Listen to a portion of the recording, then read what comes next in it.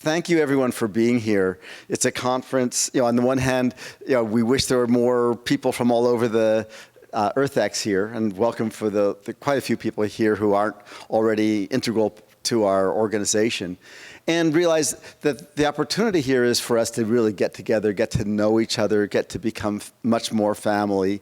I don't know how much more family, but sufficiently more family, and ask a lot of questions. I unfortunately have a lot of answers, and I've been known to bore people, and so I prepared a talk, and with Marcus's help, which is different than my usual technical talk. Rachel Carson called it the sea around us, not as a metaphor, as a fact.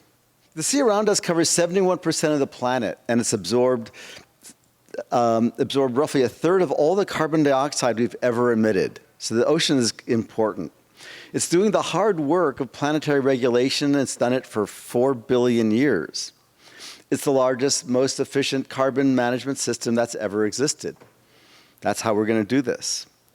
And we've barely looked at it. If you're following climate, it's very seldom mentioned until the last few years. Take that in for a moment. The thing covering most of our planet, quietly keeping us alive, has hardly figured in our climate plans at all. We spent 40 years arguing about smokestacks and tailpipes and the ocean, and it's the ocean that's been absorbing our mistakes the whole time, and it's sitting there waiting for us to notice. I'm going to talk to you today about what happens when we stop ignoring it and use it. A little bit about me, because you should know who's making this case. I'm a physicist by training, astrophysicist from MIT many years ago. There are two people from the same year here. I've spent my career solving hard problems. I've got 27 patents. I worked at NASA, worked in AI, machine vision. I had a few companies along the way. And I like problems where the math is honest and the answer, once you see it, is hard to unsee. Like that. That's why I'm leaving it up. You will never be the same knowing that's the future. But the part of my life that matters most in this conversation isn't the physics. It's the 3 decades I spent working with the Hunger Project and Results.org, working in a strategic way to end global hunger. Now, that wasn't writing checks from a distance. It was showing up, creating a new future, learning what it takes to move something that most people had accepted was impossible. Ending persistent hunger we knew was impossible back in the 1970s. I was raised with a simple idea. It's the Boy Scout principle. Leave the world a little better than you found it. And I found it very good. I assumed that for most of my life that someone smarter than me was already working on the really hard thing, the climate. Somewhere the grown-ups had a plan. And I first learned about the climate when I was 19 at MIT. And then one day I did the math myself, and I realized the experts didn't have a plan, or at least they didn't have a plan that worked in time. I had spent years waiting for the cavalry, and then I realized that we're the cavalry, that we're leading the cavalry. Yes, this humble group of people here. And there are a lot of other people, but not many fingers really. So thank you for being the cavalry. And if you came here not knowing you're the cavalry, hopefully we'll have a hat for you when you leave. Miracles happen sometimes. I want to narrow in on one piece of the puzzle. That's because the ocean is where I'm spending the last part of my life, and it's where I believe the largest lever of climate restoration actually sits. The question I want to answer for you today is a specific one. Of all the ways we might pull carbon back out of the atmosphere on a timeline that matters, why the ocean? And within the ocean, why this mechanism we call localized ocean fertilization, and why now? And let me show you. The ocean already does the work. Right now, today, every year the biological productivity of the ocean cycles gigatons of carbon through photosynthesis. Carol talked about the gigatons involved, many gigatons every year. And through the creation of photosynthesis, creates the biomass and that steady sinking of organic matter into the deep. This is not theory. It's not a simulation. This is actually happening under every ocean surface on Earth as we're sitting here. And here's the beautiful part. Nature has been running the demonstration project for us for millions of years in plain sight. When dust storms lift off of the Sahara, they carry iron across the Atlantic. When winds scour the Gobi, they carry iron across the North Pacific and drop it there. Wherever that iron reaches iron-hungry ocean water, phytoplankton bloom. Carbon gets pulled out of the air, fish populations rise, and the whole system responds. We're not proposing something alien to the ocean. This is not something new. We're proposing that we help it do what it has always done, doing it deliberately and in the places where it makes the most difference. Let me tell you in plain language how this works, because you deserve the real science, not a sales pitch. Large parts of the open ocean are what scientists call iron limited. The iron is full of nitrogen, full of phosphorus, full of everything phytoplankton need to grow. Phytoplankton is what makes the ocean green and luscious, except iron. One missing ingredient, a trace nutrient, and because iron is missing, the phytoplankton can't bloom. Oceanographers have a name for these zones, high nutrient, low chlorophyll, meaning they're not green. Now, blue is beautiful, but nothing's growing in the beautiful blue ocean.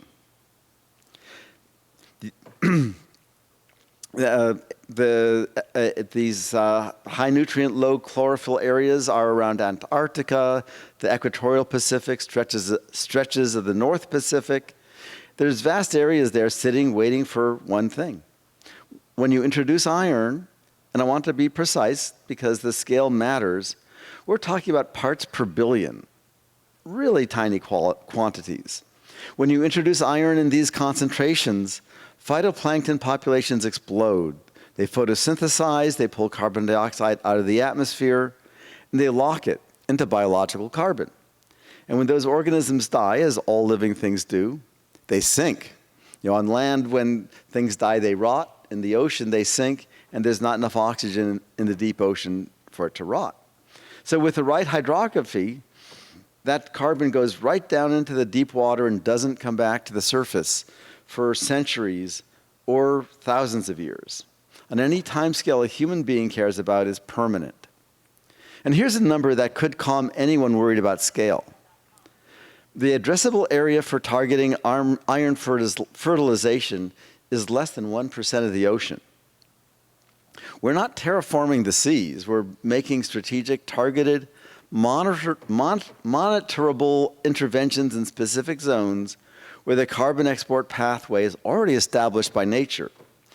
This isn't science fiction. It's the same physics that moves every dust storm across the Sahara. We're just being intentional about it. And let me give you the numbers, because I don't want you wondering later tonight whether the scale is real. Conservative estimates, the most conservative ones, are that 1 to 2 gigatons of CO2 can be sequestered each year from iron fertilization alone.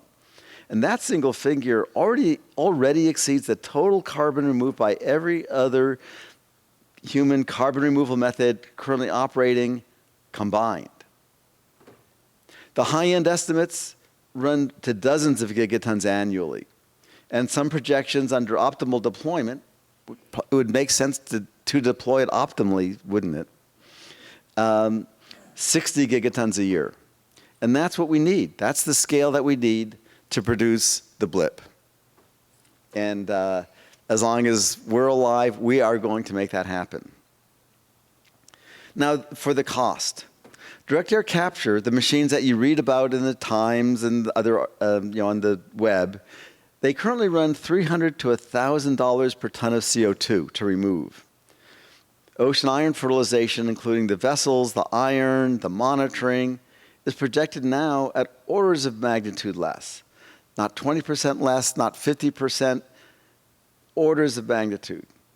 And here's the part that I find most hard to believe, even now. Unlike every other climate intervention on the table, a scaled iron fertilization project generates revenue, because when you restore an iron-limited ocean zone, you don't just sequester iron, you restore a fishery. The plankton come back, the fish come back, the ecosystem recovers, and the carbon sinks. This is the only climate intervention where the planet actually pays you back. Now, I know what some of you are thinking, and I've been in rooms like this long enough to know the objections, and I'd rather meet them head on than dance around them, so let me take the hard ones. The first is permanence. Is it permanent? Isn't the carbon going to come back up? And my answer is this. In zones with the right hydrography, the carbon goes down into the deep ocean, it dissolves into bicarbonate, and stays there for hundreds or thousands of years, possibly 100,000 years. That's plenty of time for future technologies to develop even more permanent solutions. If you want to call a 500-year storage horizon not permanent, I'd genuinely like to know what you're thinking instead. The second objection is ecological effects. And this is the one we all take most seriously, because the ocean is not ours to experiment with carelessly. So here's the honest answer. In nearly every ocean fertilization experiment ever conducted, there's been no documented large-scale ecological harm. There was one experiment where researchers flagged a theoretical list of domoic acid, and they flagged it, and they studied it, which is exactly what responsible science looks like. There's no sign that it's a serious issue. The ocean, in the main, has responded the way we expect it to respond. What we need to determine at scale is not whether harm is possible. It's how to deploy this so we sequester the maximum carbon with the minimum ecological disturbance, and quickly. And that requires more commitment, not more caution. Once we have committed that this must and will happen, caution is a necessary component of this endeavor. Full stop. The third objection is uncertainty. And yes, we still have things to learn. There's always going to be uncertainty. The world changes. How much can we do in what zones, with what iron formulations? Do some regions need other nutrients alongside iron? They're all really good questions, and they're questions that we're going to answer. But this is not an argument against proceeding. It's an argument for proceeding rigorously and proceeding fast. Nature is not waiting for our academic consensus. Because here's the hard truth about the window we've got. Nothing in the current climate menu, not renewables alone, not reforestation, not direct air capture at any realistic rate, that closes the gap in time by itself. I've run the numbers, other people have run the numbers, and the numbers do not care about our preferences. If growing a lot of trees worked, that would be wonderful. I don't think there's anyone on the planet who would disagree, but it's not sufficient. So this is not doom. I want to be very clear about that. I'm not a doom person. I'm a physicist and a grandfather of 5, and I do not have the luxury of despair. But at this moment, what this moment requires is not more studies, it's not more conferences, although I'm glad that you're here. It's not another decade of elegant papers, which some people recommend. It requires people like you, like us, who are hell-bent on actually getting this done. And I'm not asking you to be optimistic. Optimism is cheap, and it comes and it goes with the weather. I'm asking you to be pragmatic. The math points here. The biology points here. The ocean is waiting. So here's my ask, and it's simple, but it's harder, and it's harder than writing a check. I don't want money in this room. I want your conviction. I want your commitment. Tell someone this week, tell someone tonight on the way out of this hall that the climate can be restored. Not slowed, not managed, not endured, restored. Tell them the ocean is the mechanism. Show them the slide. Tell them the science is real, that technology is ready. It's ready. The cost is a tiny fraction of what we've been told. The window is now. Now is the time to do it. And if you want to go deeper, come find the people from the Foundation for Climate Restoration. We'd love to have you. If you want to be part of the funding, talk to me in the Climate Restoration Alliance. We're actually implementing the first pilot at the beginning of next year. Rachel Carson called it the sea around us, and it's been here for 4 billion years, keeping this planet alive. And it's still here, it's still wailing. And for the first time in history, we have the science and the tools and the understanding to work with it deliberately, at the scale the moment requires. We found this world pretty good. Let's leave it that way for the next generations. Thank you.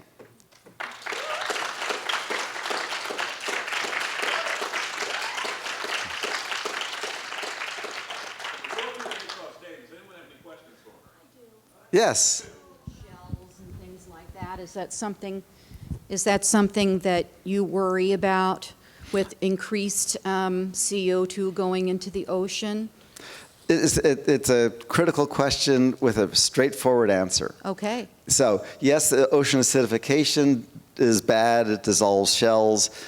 You missed the one word in the talk, which we should have made a bigger deal about it, that the phytoplankton, when they grow, they pull the carbon out and they turn it into biocarbon. It's no longer CO2, it's no longer acidic.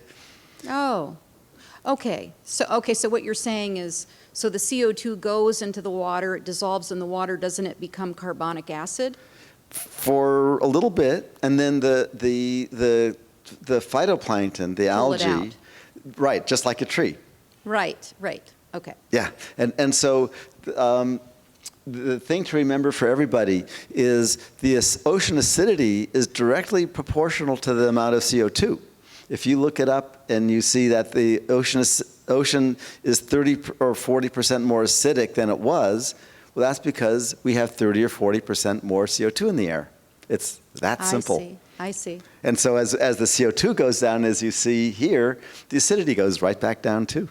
So the more phytoplankton you have, the more the CO2 is taken in, and then it falls to the seafloor as, what do they call it, snow? What is it called? It's called like... Yes and no. So that's been how people think about it.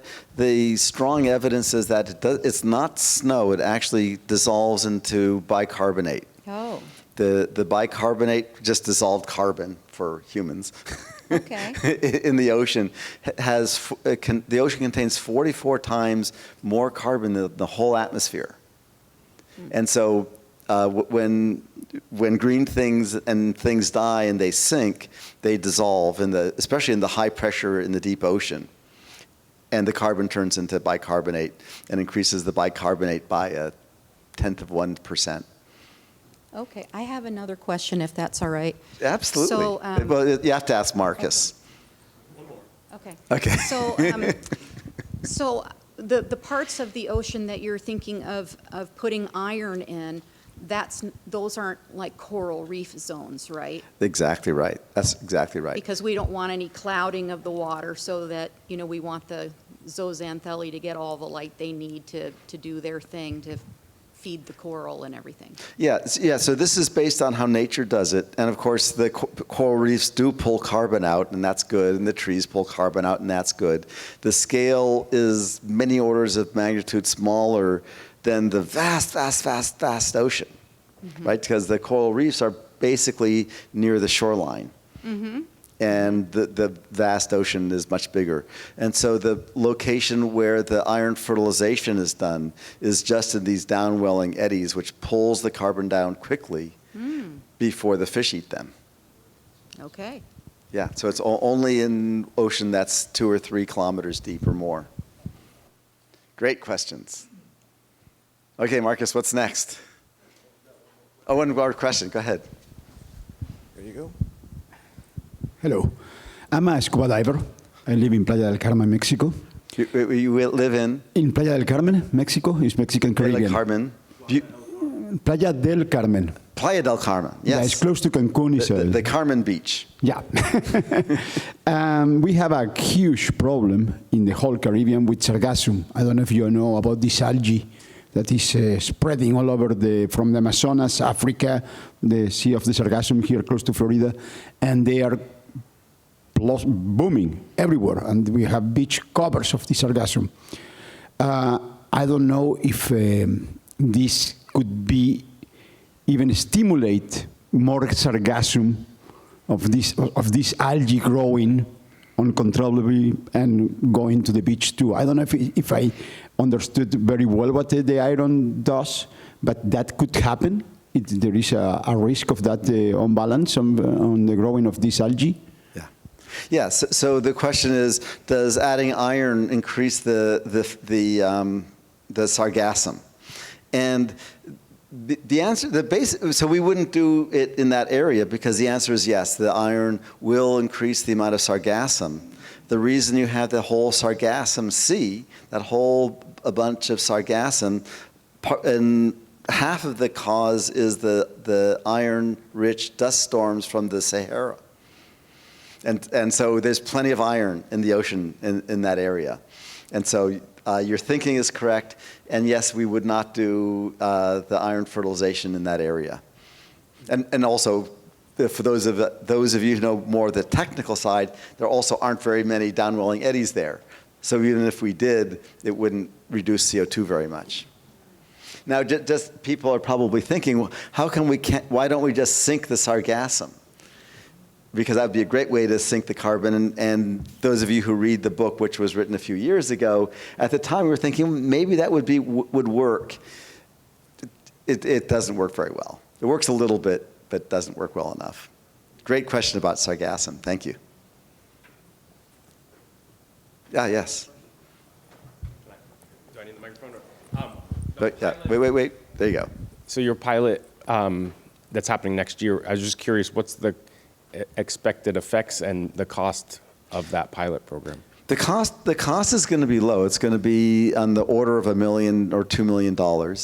The purpose of it is primarily to prove the effectiveness of our measurement techniques, because we know from history that it works. Right? You can look at the historical record, and we know that it works. Once we measure it accurately and quickly and inexpensively, then we can control it and have it in the right spot in the right time. So it's actually primarily just about measuring it.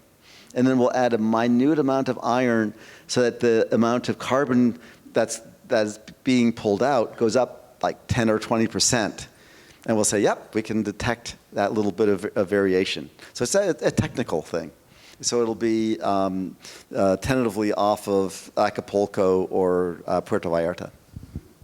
And it'll be pretty small. Great question. Makes me happy. Okay.